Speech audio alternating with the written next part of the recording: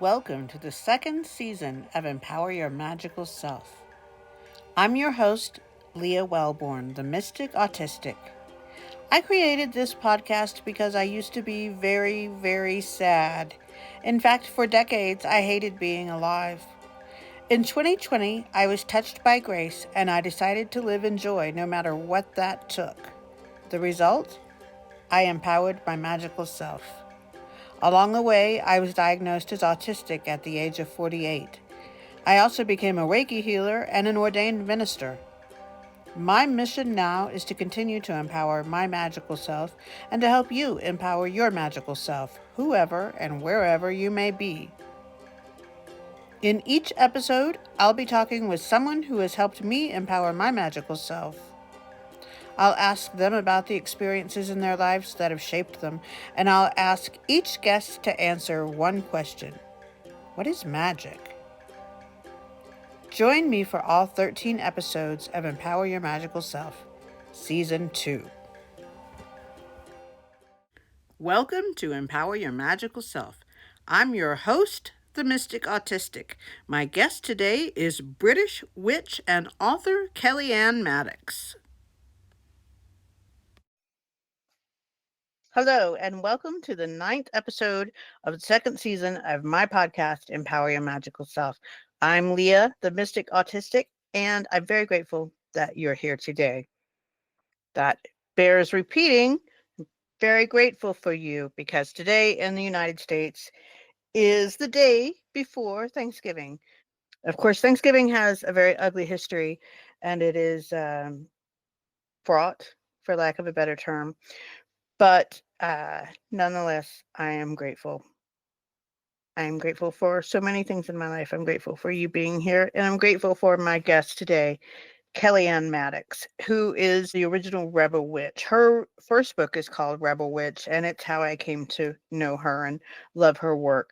She has a newer book out called Witch in Darkness, and we'll talk about them both here in this show. She joins me from the UK, and I love to talk with witches from other cultures because it's a different culture. It's largely the same Western culture, but it's a little different. Heritage is from that part of the world. So I always love to talk to witches particularly from that part of the world, and kind of wonder what my life would have been like had my long ago peoples not left that area.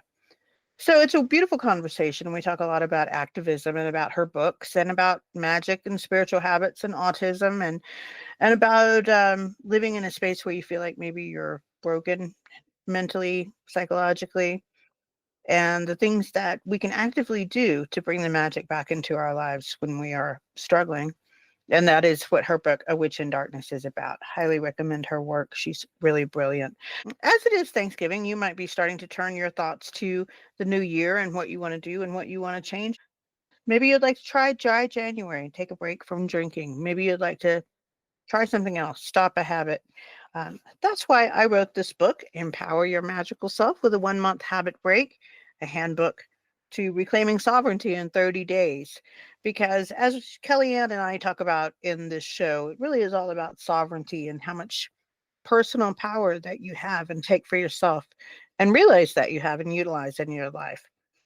So I want to thank Kelly-Ann for being with me. I was recovering from a broken leg and have felt better in my life than I did during this episode. And I thank Kelly-Ann, and I just really do think the world of her. She is a brilliant witch, and I recommend her books highly. So please enjoy this episode with friend of the show, Kelly-Ann Maddox, who was the author of Rebel Witch. And I'll come back at the end and we'll chat a little bit more. Hi. Hi. Hi, darling. How are you? Hello. I am good. There you are. There's your beautiful face. Hi. Hi. Look at Hello. this. We could be kindred with our long hair and big glasses. Yeah, we are doing the long hair, big glasses thing. I like it. Yeah. Very I'm nice trying to. I have been through the mill the last week or so. My leg is broken, and I'm so grateful for you for being here with me. Leg is broken. What happened, darling? Oh, Kelly-Ann. Okay, so first of all, thank you for being here. I really appreciate it. You're so welcome. I was attempting to hang a hummingbird feeder in a tree. I made a bad decision on what to stand on. Very stupid decision. I decided to stand on a bar stool to elevate myself to the level of the tree. God, you would think that would be okay. They're quite sturdy. Thank you very much. Because I literally, I admit that my spirit guides whispered to me when I did that, don't do that. And I said, have you ever had that experience before? I haven't. I've got low level vertigo. So usually I'm trying to let somebody else do something like that for me because I start to feel sick. But I will say that is the most wholesome reason for someone to break their leg that I've basically ever heard. Thank you. And if I just want to give myself a little more brownie points, I was trying to do it before my mom got home from work, so she would be impressed by the hummingbird feeder because her sister had given it to her for her birthday. I mean, as you can tell, I'm really sopping up the sympathy and ego here.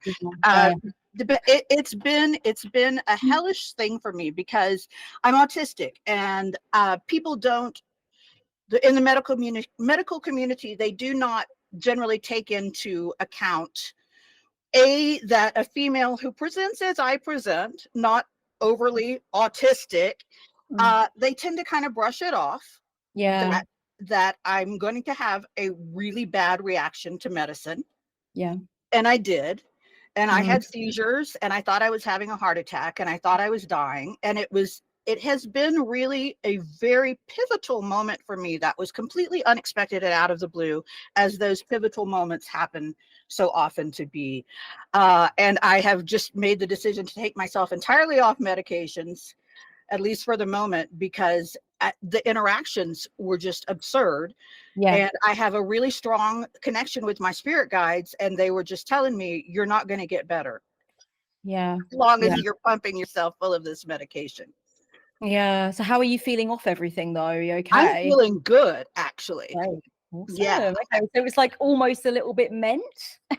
Your spirit guides were like, you know what? If you're not going to listen to us, at least we're going to shake you up, like chemistry wise, because you've been waiting to do that for a while. That is 100% the moral of this story, Kelly-Ann. So thank you for just marching ahead to that. And as we begin our talk, I would like to ask you, have you ever had an experience where you probably ill-advisedly maybe went against your spirit guides' suggestions for you, and then you found yourself in a situation like I am, of having to, is this meant to be? What am I doing here? Has that ever happened to you? Yes, but it happens psycho-spiritually. I broke several emotional bones being with someone I should not have bloody well been with. Love that. I've done that too. Yeah, my spirit guides were like, honestly, the signs that I was getting about halfway through the relationship were so blatant. And like, it was like both of my main goddess figures that I work with, Hel, the Norse death goddess, Norse underworld goddess, and the Holy Mother, they were actually coming together. They were like a fighting force. Like I would have a sign from one and then a sign from another, and they would all be to the effect of get rid, cut this off. It's not healthy. It's not safe. And I just kept not wanting that to be true. And I wanted his words to be true because I never wanted to believe anyone could be so deceptive. And even though I felt I was a very strong-willed, very wise person that knows that some people behave without any integrity whatsoever, I was like, not this guy. I'm sure that what he's saying is right and that it will come good and that he'll prove that he is who he says he is. No. Eventually I was like, okay, you know what? I'm listening. But it took quite a while. It took like a year. What does it take us women who are evolved? Like, I'm not putting myself on your level of evolution, but those of us who've done the work and we know to listen, and yet sometimes still we just don't. What is that? I honestly believe it's some kind of a will towards breakthrough through breakdown. I think that sometimes the only way to learn a lesson is to ignore all of the signs to safety, get yourself into the pit, and then be like, oh, that's the ticket. That's tangibly unpleasant. That's not just what I'm avoiding because it could be, but actually in every fiber of my being, I know that this is wrong. And I think sometimes when I avoid signs, it's because I needed to get cosmically bitch slapped. Frankly, that's what needed to happen. There was no other way I was going to learn that lesson. Okay, that's what happened to me. I got cosmically bitch slapped. really did. I'm afraid you I did. really did. And it's so funny that it came at a point where I'm like, oh, I'm doing so good. I'm so high and I'm so, so Yeah. that's Well, exactly yeah, what happened. definitely. I've had a few clients and friends tell me that like the times I got majorly cosmically bitch slapped was when I was being way too cocky. I thought There you go. everything was going well, and I had not like checked all the signposts and checked my blind spots and all of that. And that was when spirit was like, excuse me, honey, wake up. Right. So this is, I'm really feeling this is a blessed moment here, because I had canceled a couple of other postponed, and I saw your date and I was like, I'm going to make it. I'm going to go toward this date. And this is the first day in 2 weeks I've been up out of the bed with the hair and the makeup and everything. So thank you for doing your part and getting me out of my sick bed. You're welcome. It's nice to be able to see you on a low ebb and hopefully leave you feeling a bit higher. Yes. I'm feeling higher already, actually. I just am really appreciative that you're here. I was looking back over Rebel Witch, which is your book, and I'm going to hold it up for people and put the visual in, but right now I'll just reference to it. I read it probably a couple of years ago, and at that point I was thinking I had it all figured out, and I didn't. And then again, you think y'all, and then you get bitch smacked, and then so I was reviewing it this morning, and I was reminded of how much I loved your work. And for so many reasons, the one that comes to mind most, and I think it's kind of encapsulated by the Rebel Witch, you can tell me if that's true, is that you basically say there are no rules. Would you agree that that's your... Yeah, absolutely. I would say there's no rules. I would say there's consensus, like witches over time have established various things based on their evidence, based on what they've done, based on things like that. But I don't work with the notion that we should apply any tradition to our practice if it doesn't feel right. I don't work with the idea that I don't really believe in spiritual hierarchy whatsoever. I was just writing about this the other night, actually, about how important it is for someone like me who works full-time as a spiritual counselor and has been published in that area to not get cocky about that and remember that everybody that I pass on the street has some wisdom, and just because I feel called to this work doesn't mean that I don't also do it because of certain biases people have and certain advantages or privileges I had or whatever. Like other people could do this work that don't get to and would probably be far better at it. So I kind of feel like because of that sort of innate wisdom and gnosis that a person has, who the hell would I or anybody else be to say, oh, well, no, you can't use that for that because of this? It's like, I don't know where you've been. I don't know what's gone on with you. I don't know your prior associations with that correspondence or with that Sabbath or with that tool. So you know you better than any teacher or mentor could ever know you. And so you understand the reasons why you're doing what you're doing. There's not going to be some assessment at the end of it where you're going to have to prove to a higher up why you did what you did. You did what you did because you felt the instinct to do it, and that's enough. Yeah, I love that. And I love too in your book how you it's such a difficult line, I think, to tread for us who are of the privilege of being in these white bodies in the Western world, of like, I feel very close to the chakra system, and yet you chose in your work not to delve into that. So I guess I'm asking, could you speak for a moment about cultural appropriation, the good, the bad, the ugly? Maybe I'll just put it that way. Yeah. There was actually a few people that reviewed my book who said that they were quite disappointed that I didn't go into this more. And that they expected me to have written a lot more on it. What I wrote in Rebel Witch was that I don't think it's actually very rebellious or sovereign to lift something else from a practice that has an entire context to it, and certainly not a practice that people say is closed, which to my knowledge, the chakra system is not closed, but I do feel it's been watered down for a Western perspective. I think that's actually the opposite of rebellious and sovereign and authentic. That's colonialist and it's BS, and it's what we've been doing forever. So that's what I wrote in the book. That was what I said, was like, if there's been no creativity and you've come in and you've done a sweep and clear from something and it's not from your culture and you're not connected to that culture, that's probably not the Rebel Witch philosophy. Right. And so, but other people would come back at me and say, well, I'm a Rebel Witch, so why should I care what you think? And that's quite fair. It's quite fair. I've said in the Yeah. book lots of times, there's no need for you to follow me, but this is what I suspect. I suspect that it needs to be designed in a tailor-made, custom manner that fits who you are and what is going on with you. And I feel like unless it's heavily tailored, I don't mind taking inspiration from things as long as credit is given and shine is given. And I love learning about different things. I love learning about different magical systems. I just bought a book about Santeria. And so I am really interested in other practices. But anything that I would learn from that practice and understand from it that I was attracted to, I would question why I'm attracted, adjust it so it's sovereign to me, and ensure that I'm not taking anything that I'm not supposed to be taking, and listen, therefore, to the people that are in that practice, meant to be in it, meant to be teaching it.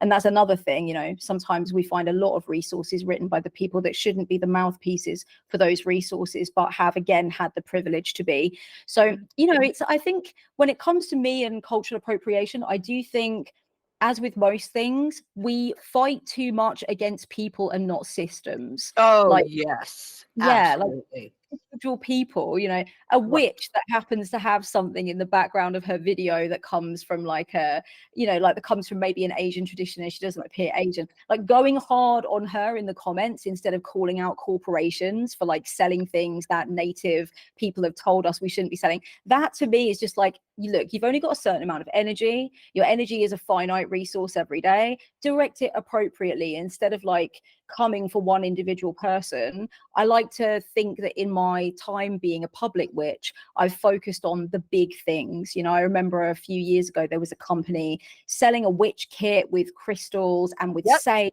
and stuff like that. Yeah, you remember that? And I was like, I do. Yeah, it was the company that starts with an S, I think you're talking about. Is that what yes, you're talking about? Yeah. Yes, I did. Yeah, absolutely. And I was very to the front about that. I was like, no. Because to me, that's a corporation. And we as witches should speak up against that. I'm much more interested in that than judging one individual witch's intention or cultural heritage. That's got nothing to do with me. And unless they've shared it, I really don't know it. And I'm not interested in going after so much individuals. That's on them. I can only speak to what I feel like they could consider. Yeah, that's really beautiful and well said and well thought out, because I think that in this world moment that we're in, we are so prone to go at each other as opposed to punching up, which is what needs to happen. 100%. Yeah. And I'm thinking that with a lot of things. Like I see that a lot in every single political sphere in which I have conversations. I'm like, hang on a minute, who are we going after here? Let's not do things piecemeal. Let's actually make an effect. And we won't do that if we blame people that don't have the resources or haven't had the education, or they haven't even ever known that what they're saying might be problematic.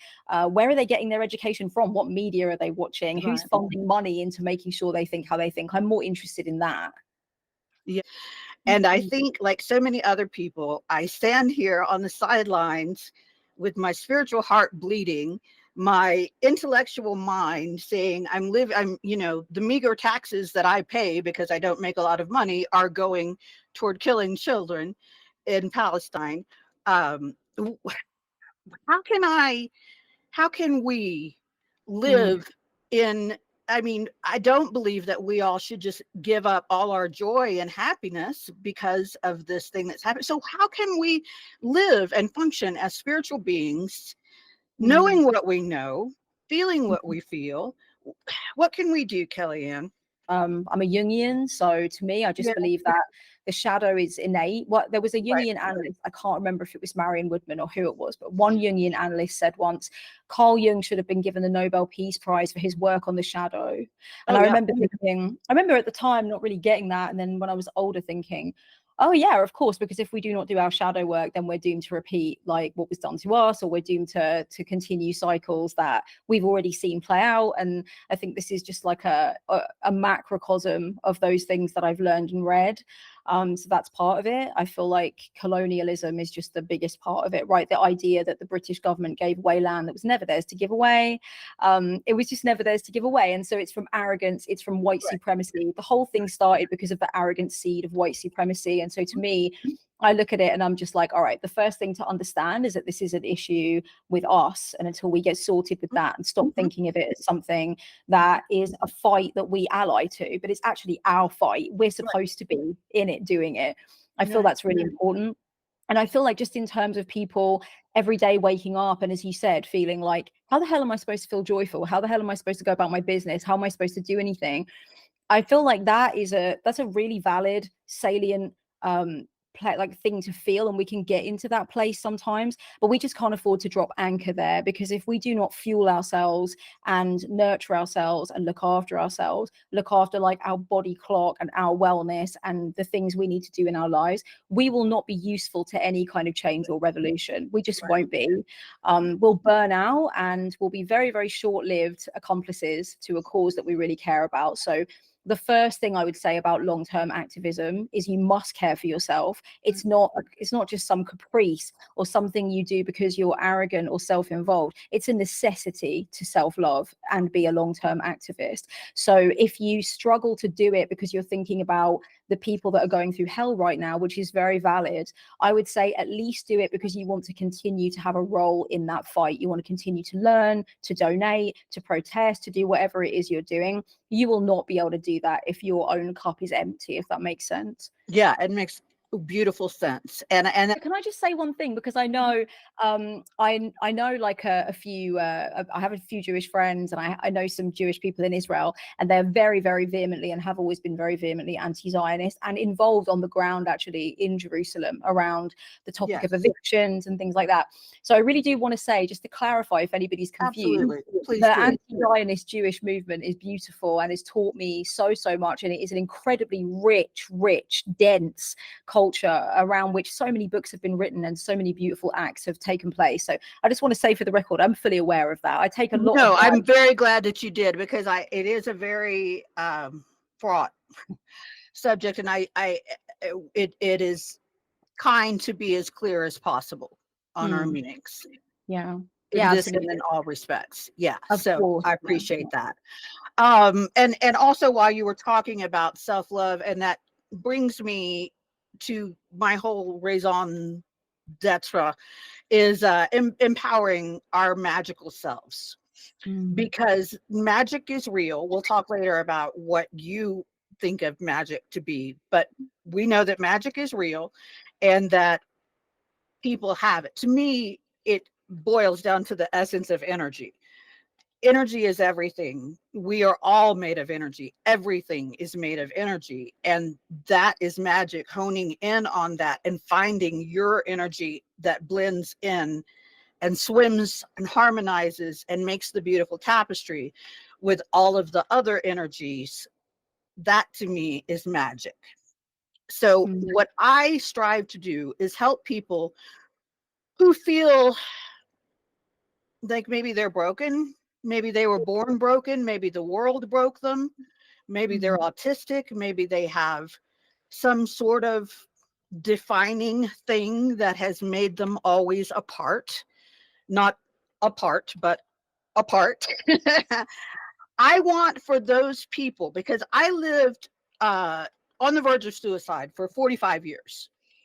It was a daily struggle.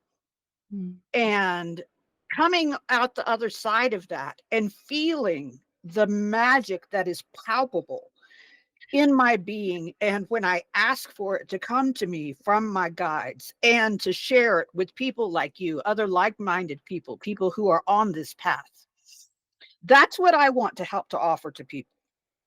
And so to me, it really, for so long, I'd hear that you got to love yourself, whatever, until it really banged me, it bitch slapped me, if you will, to realize, no, this is it. This is the whole game, is to learn how to love myself and to learn how to live in the world without it being agony every second of the day.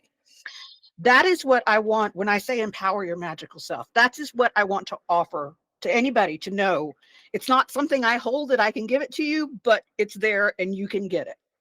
So taking that into account, what are your thoughts about that? What, empowering yourself, magic, all of that? How can a person who is walking that line of feeling like this world is not for me, I can't do this, either I'm not strong enough or this world is too rough or something, what's the first step? What does somebody do? Yeah, I mean, I think similarly about you, magic wise, that it's energy. I think of it as electricity, and I always say you can use electricity to light up a house or blow up a house. It's completely up to you. The energy is neutral, and you can take it and hone it. And the first step to being able to make magic is to believe that you can. I think that's the only difference between people who do magic and people who don't. I don't think there's any other entry qualification for it. It's just like you realize that magic is a thing, and then you're on your way to doing magic. That's it. And those who don't believe it or don't want to never will, and that's fine. But they have the capacity to, but they just don't wish to, and that's fine. And so I definitely think that. And I think, you know, I love your focus on people who feel broken and also who feel like the world is too rough. That's a lot of my audience too, and a lot of my clientele sometimes. Sometimes I have a session with a client and they're just like, I feel like a very, very delicate, fragile, rare sort of like thing that is stuck sort of in this situation where I can't get to resources and I'm terrified of what's happening and I cannot stop what is happening. And so it makes me feel very vulnerable. And to those people, I always say, you know, you saying you were on the verge of suicide for so many years, for example, if somebody asked you to go back through the timeline of your life, because that's an incredibly traumatizing long time to be on the verge of suicide, if you look back through the timeline of your life, you know the many points at which something stopped you from doing it. And it could have been a very simple, wise thing, like I need to get out of the house. I need to just eat something nice. I need to call somebody that I can trust. You know, I need to stop doing that thing that's making it worse. And so you actually have created a directory. Anybody really of like age 18 or up has created some kind of directory for survival. And for some of us much younger than that, you know, so we already have a world of wisdom inside of us. And when I wrote Rebel Witch, my point was kind of like, you already have inside of you the knowledge of what empowers you, what keeps you safe, what keeps you joyful when you don't feel any joy. So you already have a list of those things because you've already survived XYZ thing before you came to the point of realizing you were a witch. So you just need to deck your witchcraft house, if you like. You need to deck it out with all that stuff. So whenever somebody says to me, I feel like the world is too rough and I can't handle it, I always say, go back through the timeline of your life, look at the defining moments when you were on the edge of that cliff and you felt like letting go, and think about what dragged you back. What was it? It could have been absolutely anything, but it was something, and it might have been different things each time, but those things are a part of the toolkit. So that's kind of where you start. So what if someone were to say to you, because I have had, of the many things, like you said, that I can think of that drew me back, a lot of times it was spite and anger. What do we do with that? I love that you claim that. I love that you claim that, Leah. That's awesome. I mean, yeah, I think in the beginning, when you're in a raw state, it is. I think that's a big part of it. I've been talking to quite a few witches recently, actually, about the culture in media. I don't watch much witchcraft stuff, right? I'm not that into witchcraft films or series. Obviously, I was obsessed with The Craft, weren't we all? But like, I don't seek out lots of witchy things, but I hear over and over again that a lot of stuff about witches in media is about witches who take revenge by like stupefying their opponent or putting a cage around them. They never want to maim them, kill them, rip them to bits, like, you know, and that's actually quite unrealistic. You know, like the things that some of us have gone through at the hands of others, we might feel very much the sense to at least, you know, give them, as we keep saying, the cosmic bitch slap. Like we'll speed that up for them, you know. So I think it's important to make a space for rage and spite and anger, and I do believe it can be ritualized, and I think it can be exercised, and I think then we can see it as a very potent energy and decide what we want to do with it. A lot of the time my rage and spite and resentment and anger, my disgust is quite a strong magical energy for me. Those things have helped me to build the strongest boundaries, create the sharpest direction, realize that I want my revenge to be my life well lived, and I want to do everything magically to achieve that. I'm not saying that I've never wanted to direct any malice at my enemies. That would be wrong. But I'm saying that if we see it as energy and we see that it's a potent energy, it's the only force keeping us going, then we also must witness that it can be bottled and it can be made good. For example, in art, the amount of books I've read and paintings I've looked at and like poems that I've enjoyed that come from a place of spite and malice and anger, and the really like fiery feeling that there has been an injustice and it has not been dealt with, that art is some of the most potent. Protest songs are some of the most potent to me. you know, like listening to a Rage Against the Machine album when I was a teenager, I was like, yeah, you need to actually preach Zach and Co. So those things, they come also from rage and spite and malice, and they are alchemical, and they teach other people to be alchemical. So I kind of think of it as an energy, essentially. Yeah. And I really want to dwell for a moment on this point, because the older I get, the more I realize I only know my own tiny little world. So I won't presume to know what the dominant culture is in England, but there's so much good vibes only, love and light only. Don't bring those bad vibes around me here in the, magical sphere, that is just so wrong-headed to me. And the reason to me that it's wrong-headed is that it's saying, if you are in that passionate state, you're wrong, you're bad, get out of here. And that to me is the most hurtful, shutting down thing of magic that you can do, is to say no bad vibes, because there are going to be some bad vibes. I mean, we don't live in a perfect world. So I want for people to understand that if it's the spite that's keeping them hanging on, they don't need to be embarrassed about it. That can be something that they can, like you said, move through, use it, but don't try to hide it. You don't have to hide it. Yeah, absolutely. I think it's on, in my work on YouTube and on my social media platforms, I've always retained a space for rage. And I've always talked about politics, and I've always talked about things that piss me off. And it's funny because as someone who hasn't seen that before, will very often end up saying something like, you've changed, you're not the upbeat, positive person you were when I found you. And I'm like, honey, I was making videos about this from the get-go. Like, I am angry about it. I think anger is alchemical, and I don't think it's wrong. I don't think it should be suppressed. It's part of the process. But it's funny because, like, I very much feel that when somebody says no bad vibes, I don't want to get that energy from you. I'm not interested in being around that. I think to myself, well, you can pick someone else to watch. You can pick someone else to talk to. Why is the person who's in a rage responsible for your emotional reaction to that? Like, if you live in a house with someone and you have an agreement with them that you're partners and they're always in a rage, you two need to sit down together and sort that out. That person needs to get some help. That isn't okay. But to come to someone's like online platform or presence or body of work or books or anything they do and say, like, this is low vibe, this is low energy, you shouldn't be teaching like this. It's like, cool, am I now taking responsibility for what you consume? I'm really confused. Right.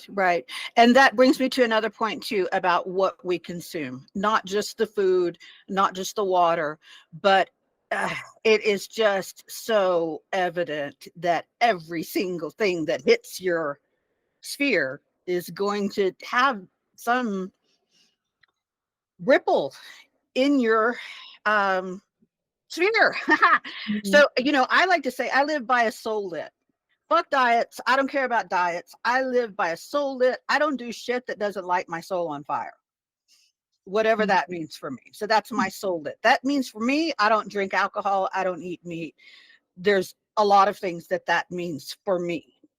Do you have a similar regime that you try to control as much as you can, something you consume, or just tell me about that, please? Definitely. Yeah, definitely. It's funny, actually, one of the things I try not to consume is that, like, no bad vibes, positive vibes only. Like, anger is not, we don't do shadow work over here. That's scary and wrong. I'm like, if you don't do shadow work, I fundamentally distrust you. I just do not trust you, especially if you claim to be a spiritual. Because you're shoving shit under the rug and you're not going to talk about it and you're not going to be truthful. Yeah, definitely. And you're not going to take accountability for your screw ups. And so I therefore cannot trust you.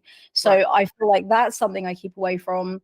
Another thing I can think of that I definitely like to keep away from is I try not to be constantly attached to my phone. I run my business mostly from my phone. So like all of my calls, my social media, all of that, I check my emails on my phone. So I try to make sure I don't go into a scroll hole and do the doom scrolling thing, because it really is a slot machine, isn't it? It's like every single time Instagram refreshes, you have no idea what you're about to scroll into, so it's really important that we, I think, practice some spiritual hygiene before we go online, instead of, as I do sometimes, I go on straight from bed, I lie there and I'm like, oh cool, okay, let's see what's going on online. So unhealthy. I try always to leave my phone in the kitchen and just go straight to the altar to have my time with me first. I need to get right with me before I see what's going on in the world, because it is a madness. And if I let that do its thing to me first, my vibration is all kinds of messed up. Right. And I think aside from that, it's really just any relationship in my life where there's a fundamental lack of reciprocity. I don't like the feeling that I'm giving, and I'm never at any point really receiving. The feeling of being used, I put up with that kind of thing for a long time. And I had this kind of like epiphany. I had a series of like realizations, but then I had a serious epiphany in 2022. And since then I've been like, absolutely fucking no way. I'm sorry, but it's just not going to fly. If you're not going to be there for me in some sense, I will not be there for you to give you free therapy anymore. It's just not going to happen. You know, I have to feel that you're willing to pull me out of a pit too. Yeah. And I mean, I think that there were people that maybe at a younger point, I might have heard that and said, ouch. But I mean, that's really the kindest thing, because coddled people have a really hard time getting past their stuff that they need to get past. And I speak this as a person who has been coddled for a point of my life, you know, because it's so easy to get it that, oh, poor me, poor autistic me, nobody understands me. And it's just keeping you stuck. But you know the thing about autism that's interesting, because two of my very close friends have autism. My friend he's been my best friend for 12 years, and I actually pushed him to go for the diagnosis. I was like, look, I keep telling you, this is not because you're a horrible person or you're broken or whatever. I'm telling you that you are neurospicy, baby. I'm telling you, I knew it from like 6 months into our friendship. Finally, of course, he was diagnosed autistic, and I was like, yeah, you see, I told you so. And the thing is, when you're friends with someone who's neurospicy, the thing to remember is that, well, the thing to remember across the board, really, let's take neurospiciness out of it for a moment. Everybody has a specific personality whereby their way of helping is going to be different. Yeah, so, you know, I have friends I go to who if I want to talk, right? If I want to talk, and I just want to go around the houses and I want to repeat myself, I'm really stressed about something and I just want to get it out of me, I probably won't go to my autistic best friend, because that's something that actually deeply stresses him out. He's a very strategy driven, point by point, logistical person. And in our early friendship, I used to take that as that he was being cold and he was being clinical and he was not listening to my grief or my pain. And then it came to a certain point where I learned a lot about Myers-Briggs and I learned a lot more about autism. And I was like, I see, the way you love me is in the way that you are capable of, which is very strategic, very point by point. This is what we're going to do. Let's break it down. Like, that gives him joy to give to me. The round the houses cyclical, I'm going to repeat myself to no avail. It might be great for me, but I need my other friend that's really good at that. Do that with me.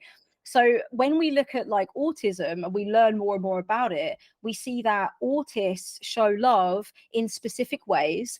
We can actually really tune into the specific ways that they show love, and they're incredibly useful. But when you put a neurospicy person into a stress position by asking them to deal with your pain in a neurotypical way, you're actually being cruel, and you need to crack some books and do some research about what your friend is telling you about how they perceive the world, you know? Right. And that is, I have found, because I was diagnosed about 3 years ago, and it's been so helpful in turning my life around and helping me to understand myself and to get out of my depression. It seems to me that there's a lot more forward-thinking research going on in the UK than there is in the US and in other parts of the world. Do you have any insight into that? You may not at all, but since you have friends that are autistic, I was just wondering if you have any thoughts or knowledge about that. It seems the most useful research I come across comes from your part of the world. That's really interesting. That's very interesting. And I think that might actually have something to do with the differences between our healthcare systems, if you can call what's going on over there a healthcare system, which I would not call it a dirty business. And ours is becoming more and more that way, and it will on piecemeal but anyway, that's a different conversation. But I feel like I don't actually know what the major differences are. I'm happy that there are good studies coming out of the UK, but one thing I will say that I know happens on both sides of the Atlantic is that people that are diagnosed autistic in adulthood, which of course is the majority of women and femmes, because and you present differently, right? Mhm. So like naturally, you guys wait on the shelf forever before you finally realize what's going on through Just a series. thinking I'm just a terrible bitch. That's all Right. I am, just a Yeah. terrible bitch. Yeah. And like deep down in the research rabbit hole, you suddenly realize like, that is not just something that affects men. I've been like grossly overlooked, right? Right. So what I do know is that on both sides of the Atlantic, we're massively failing people that are diagnosed in adulthood. There are no resources. In the UK, there are resources, and people that are deep in this world, especially people that have neurospicy children, etc., will disagree about which resources are safer, and those will be the ones that are led by people with autism. Right. That's super important. But so there'll be a dialogue about that. But one thing I think nobody would disagree with is that adults who are diagnosed with autism are out in the sticks wherever they are. The resources are not there. It's just like, yep, that's what you got. Okay, right, bye. That's Go ridiculous. for it. Good That's so job. bad. You're autistic. Yeah, you were right. Well done. Ding, ding, ding. You were indeed correct. Yeah. Something that developmentally was overlooked for years and years. Right. So I guess by now, and that is absolutely crazy to me. Right. I just have this like soul knowledge that in the good old days, pre-civilization, the million or so years that we were just in the Garden of Eden, I believe that we autistic folk were the natural, like spiritual conduit people.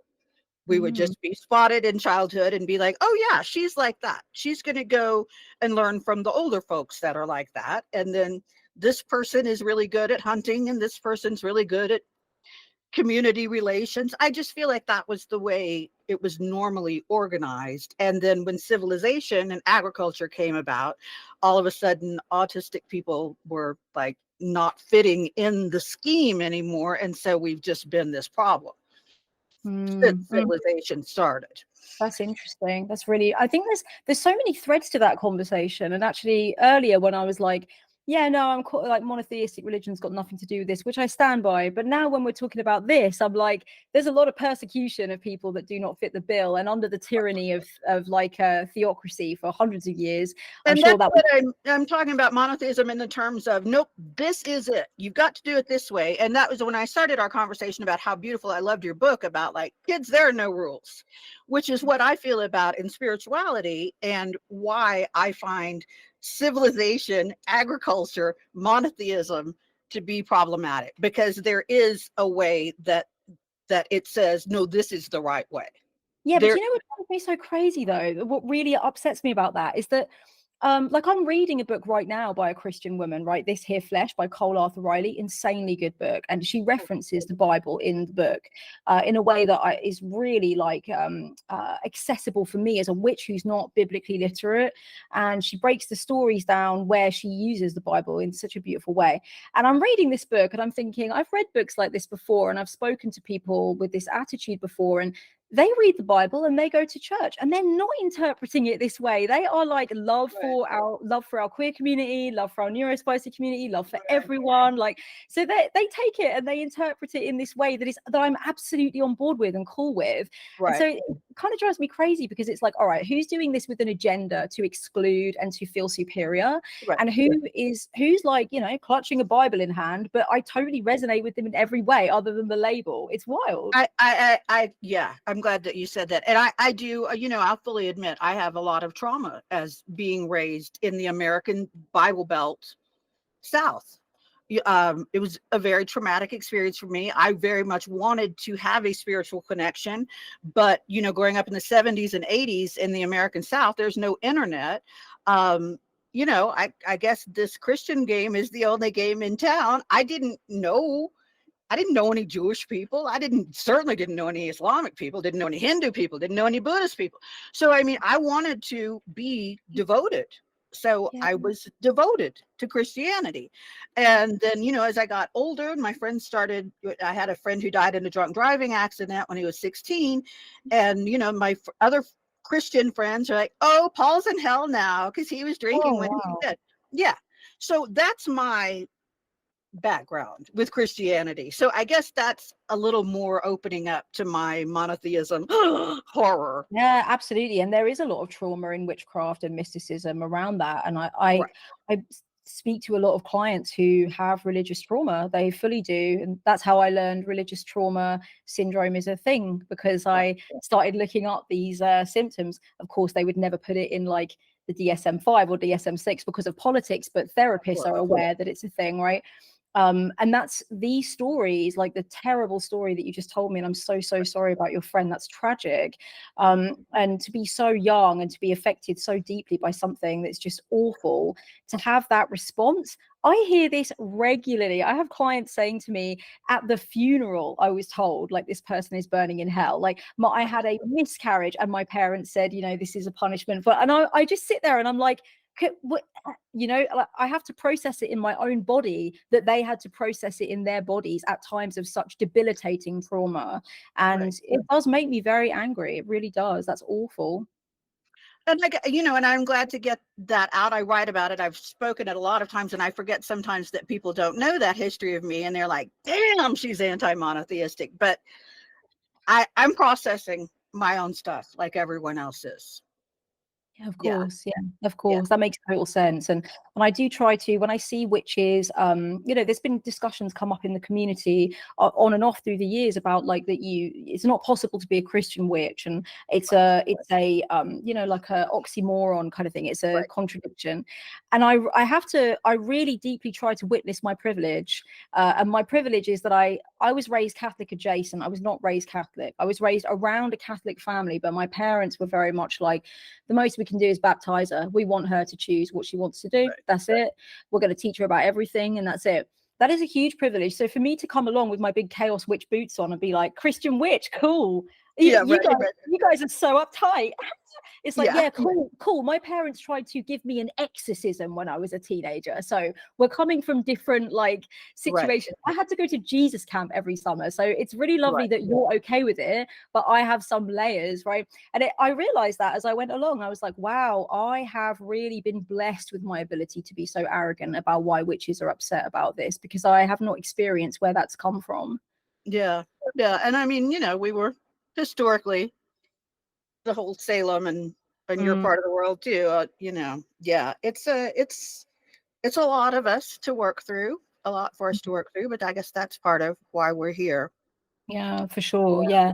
I like your have you written anywhere about your theories about autism as it pertains I have. And I'm writing more and more about it. So I really truly, I mean, that's one of the few things in my life that is like a core truth for me. It's like, it's just something I know, just like I know my spirit guides are here with me every single moment of the day, whether you define that as a part of my higher brain, or you define that as angels, or you define that as ancestors. I call them my spirit guides, and I know that they're real. Yeah, absolutely. You can call them cells in my brain, and I don't care. That's fine. If they're cells in my brain, that's fine. I feel the same too. I think that's part of what writing Rebel Witch was about, actually, was just kind of like, I want people to know that they're not going to have to do a TED talk on this. No one is coming to test you. Like, if somebody says, what do you mean by spirit guides? What do you think's happening? You can just say, I don't know. I'm just saying it happens, and I follow it, and it makes my life better. I have no burden of proof, sir. There is no burden of proof. I just like doing what I'm doing, you know? Exactly. So this would be a good time after all of this long talk to ask you, we've touched around it so many times, what is magic? I think I agree with you. I agree with you. I describe it as electricity that is neutral, right? So I agree with you that the sense that we have of magic is that we have some potency that leaves our bodies after death, that is in everything. That is the case, like everything that is not decomposing on some level, and even then the decomposition has some layer of energy we can take from. And to be alive, like something animates me, and something's animating everything. All the atoms are vibrating, and through our lives, we have this certain sense that we have the ability to, I mean, I'm going to Crowley you now, but direct energy in accordance with will, or whatever, like direct intention. And I feel like magic is essentially just this neutral way of taking a greater source of power.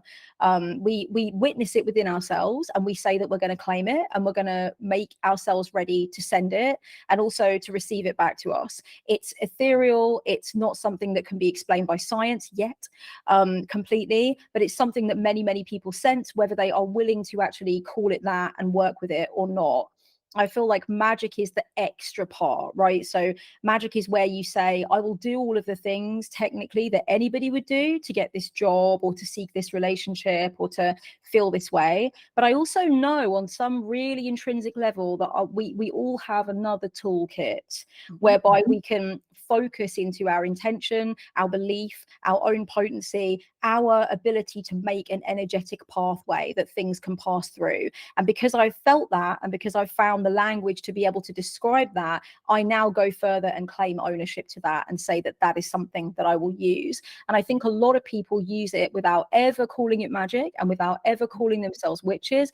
And I also think there are a lot of industries where it's used very cleverly. The advertising industry is one, the entertainment industry, there's lots of glamour going on there and lots of different things like sorcery.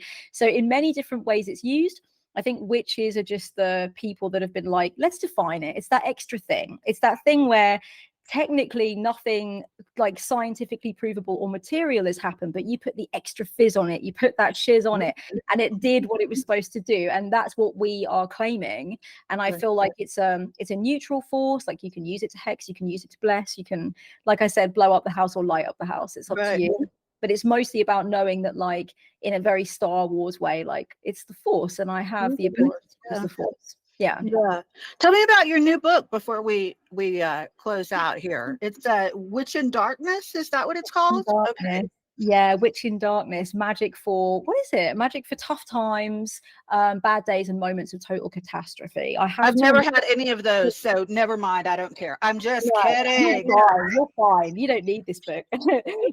Mrs. Broken Leg, you don't need this book at all. Bless you, darling. Yeah, the book is about kind of, it's a natural sort of like child of Rebel Witch, I guess. But I wanted to write a book specifically for witches that feel they're broken or that they can't witch or that they're in a really difficult place, and that they, all of their usual ways that they would approach the craft, they feel that they are too burnt out to, or they don't have enough self-belief to, or things are just really high drama, something very unexpected or painful has happened, or they're in some kind of pit. It's been a long time since they've been able to get themselves out of it. And so I'm basically speaking to the witch that is in the dark, struggling to believe that magic can work or that they can actually do witchcraft to their benefit. And it's a love letter to those witches and an invitation for them to power up in a way that won't take all this energy that they worry that they're going to lose by doing a ritual when they're already running on empty with like 3 kids under 5 or chronic pain or whatever. It's going to be gentle but effective witchcraft. It's like a ritual for those that are really struggling, magic and readings for people that feel like they're in a desperate moment. I love that. So what if a person says, I don't know if I'm a witch? This sounds interesting, but is this book only for witches? Like witches? What about that? Good question. That's a good question. Actually, at the end of the book, I talk a little bit about witches who've lost their faith, that they believe in magic or that they are witches. And in the book I say, look, if a part of you knows and believes in it, then that's the part of you that knows and believes in it. There's lots of other parts of you that doubt it or question it, or parts of your younger self that are like, it's attractive, but I'm blatantly going to go to hell if I do it because that's what I've been taught, right? All of those parts are at work in a witch. So the part you're looking for is the part that is like, I've known I was a witch since the jump. I have known I did ritual in the forest to great effect before I was 5. I am a witch, right?